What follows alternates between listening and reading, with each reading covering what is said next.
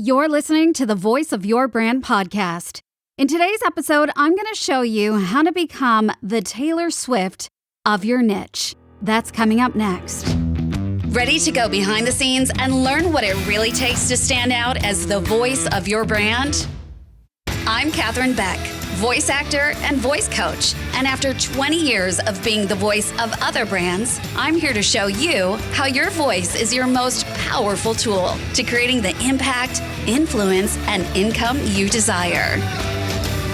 The world is your global stage, so get ready to up-level your voice and your personal brand. This is the Voice of Your Brand podcast. Welcome back to the podcast. Now, this episode was inspired by my daughter, as well as the current phenomenon that is sweeping the nation in the United States, actually is sweeping the world, because ticket sales are going on sale in all other countries for a certain someone by the name of Taylor Swift.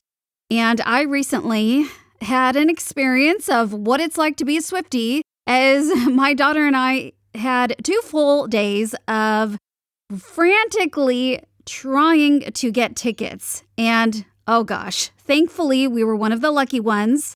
But I would have to say that what I observed within those 2 days of trying to get tickets is something called the T-Swift effect, or the Taylor Swift effect. And that's why I thought it'd be really interesting to deep dive into that today, because what is it about Taylor Swift that we can all learn from what this world, this thing that has become her Swifties, her fans, both her and the fans, like what is this experience that has now evolved and is literally taking over the world? So what can we learn from that? What can we learn from her? And how can we tap into that ourselves? How can we get some of that T-Swift effect? Well, I believe it's a few things that she's doing, and I think we can all learn how she's doing it and easily apply it to our business as well. Here's the thing. I believe there's a few things that she's doing here that we can all learn from. How and what she's doing, how does she easily attract anyone from the young to the old and everywhere in between? And if you are struggling to attract your audience, to build your audience, to get people to listen to you, then listen up. Because what she is doing, we can all do better. So first of all is mastery. Now, talent is one thing, experience is one thing, knowledge is one thing, being an expert is one thing. She has talent, but not only does she have talent, she is highly skilled. And not only that, she is at a level of super mastery that few have achieved. So as a musician, she can play the piano, she can play the guitar, she can sing, and she can write songs. She is not the only one that can do that. Lots of people can actually do that, but not many have achieved a level of mastery. You see, mastery comes with hours of training, it comes with practice and performance. And it's also the way that you approach your training, your practice, and your performance. It is the drive, it is the desire, and it is that flame within you that ignites you to be your best. It is being self-driven, to strive to be better than yesterday, to know that you have it within you to do more, to be more, to give more, and that there is always so much more. There's no ceiling. All there is just endless possibility and potential. And I remember seeing that in Michael Jordan when he would play basketball. I was one of the lucky ones. I grew up in Chicago. I was able to get to the stadium and watch him play. And he too had this level of mastery that far succeeded the others on the court. He had this drive to be the best, to do better, to be better, and I can see the same characteristics and ways of being in Taylor Swift. Next is her vision. She has a unique form of artistry. She does not conform to how things should be done. Her creative expression is evolving, and it comes from within.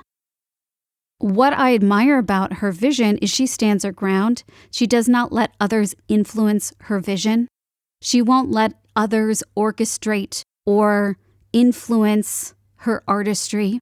She has gone so far as to re-record her old albums because she wanted to have the masters. So just to give you a little backstory for those that are not Swifties listening to this episode, Taylor Swift had signed to Big Machine Records back in 2005. She was a young country singer, very new to the scene, and when her contract expired in 2008 and she had just crossed over into the pop world, she was becoming a pop sensation and she was now singing to sold-out stadiums. She had 6 albums under her belt. She then moved on to another label, Universal, and she wanted to buy back her masters from her first 6 albums.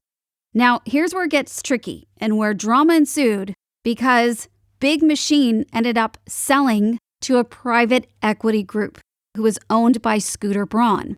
So Scooter Braun now owned the rights to her 6 albums. He then sold her masters to another company, and she slammed him in the media, and she made a promise that she was going to re-record her 6 albums so that her masters could be under her control. This was a bold statement. This is not something that I don't know if it's ever been done before, but this was a bold statement. And people questioned what she was doing. But wow, it paid off. And that is what's so impressive about Taylor Swift, is she is fearless. She stands her ground. She takes a stand in her music, in politics, and in her life, which also makes her an incredible role model. And not even just for the young, for any age. Any age can admire the integrity, the work ethic, the stance that she takes in her life and in her profession. She has shown so many the value in taking ownership and fighting for what you believe in. And this leads into my next point, that she embraces her quirks. She is okay with being different or not popular or left of center. And she accepts her fans for the same as well. She embraces the unpopularity. And this is where she has done something that most have not been able to do. Because with that, as well as with what she does in her concerts, and just everywhere, really, but you can notice it so much in the concerts, is she makes sure that everyone in that stadium feels seen and heard. She has the ability to perform to a sold-out stadium filled with thousands and thousands of fans and still make you feel like she is singing just to you. That is something that I teach my students inside of Launch Your Voice. This is one of the things that I'm always talking about, is you have that ability within you as well to speak to many like you speak to one. That is true connection. That is artistry, true artistry. That's true passion. And that is true service to others. You see, she does not take it for granted that her fans are a massive part of her success. She is someone who never settles for average or okay, because she is always striving to do better for herself and for her fans. She's humble. She's sweet. She is smart. She is savvy. She's even sophisticated. And she's silly. And that is what makes her iconic. And that is what makes Taylor Swift Taylor Swift. So how can you take a page out of Taylor Swift's handbook and apply just one aspect of what she does? We all have the potential to be a Taylor Swift. We may not all want to be a Taylor Swift, but we have the potential. That potential is something that exists within all of us. Potential that anything is possible. So what is one thing you will hold yourself to raise the bar and maybe, just maybe, be the Taylor Swift of your niche? When you come up with that one thing, let me know over on Instagram. Send me a DM at Catherine_Beck_ and let me know.